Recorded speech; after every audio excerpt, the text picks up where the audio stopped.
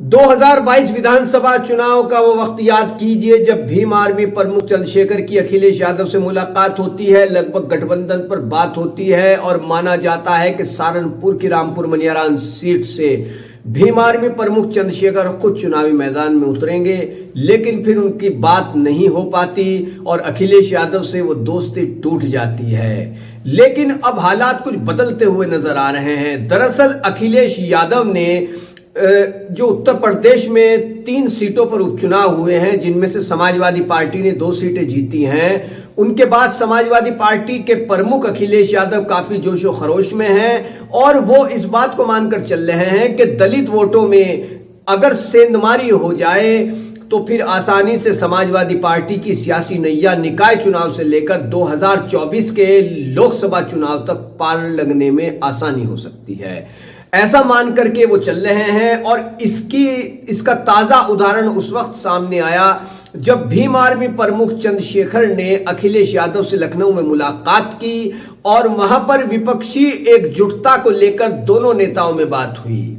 चंद्रशेखर अपनी party Bhim army और Azad Samaj party को यूपी में मजबूत करना चाहते हैं और समाजवादी पार्टी दलित वोटों में सेंधमारी की कोशिश कर रही है।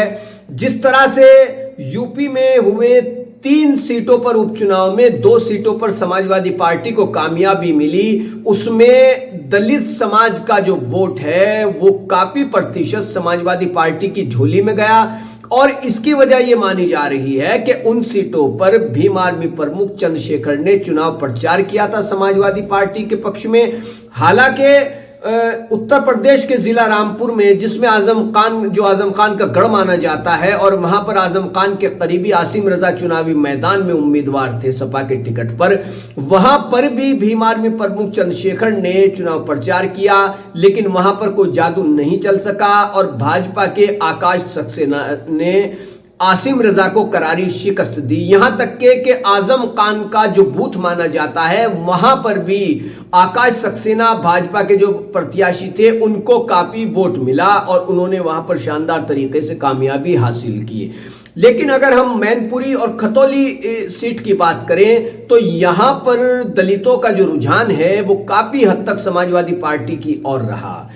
अब बसपा मुसलमानों को रिझाने की कोशिश कर रही है, मुसलमानों पर डोरे डालने की कोशिशें हो रही हैं, तो ऐसे में समाजवादी पार्टी की यह कोशिश है कि किसी तरह से दलित पॉलिटिक्स में सेंधमारी की जाए। दलित वोटों को अगर अपने पक्ष में समाजवादी कर लेती है तो फिर इसका सीधा सा नुकसान बहुजन समाज पार्टी को ही नहीं होगा, बल्कि जो दलित समाज का वोट कम या ज्यादा तौर पर भाजपा की झोली में जा रहा है 2014 के लोकसभा चुनाव से लेकर मौजूदा वक्त तक, तो समाजवादी पार्टी ये मानकर चल रही है कि अगर उसमें सेंध लग गई तो इसका नुकसान भाजपा को भी सियासी तौर पर उठाना पड़ेगा। तो इसलिए समाजवादी पार्टी हो या राष्ट्रीय लोकदल हो, जिनका आपस में गठबंधन है, वो चंद्रशेखर जो कि भीम आर्मी के चीफ हैं उनको काफी अहमियत दे रहे हैं। लगातार मुलाकातें हो रही हैं। ऐसे में माना जा रहा है कि बहुजन समाज पार्टी को कमजोर करने के लिए अखिलेश यादव अपने साथ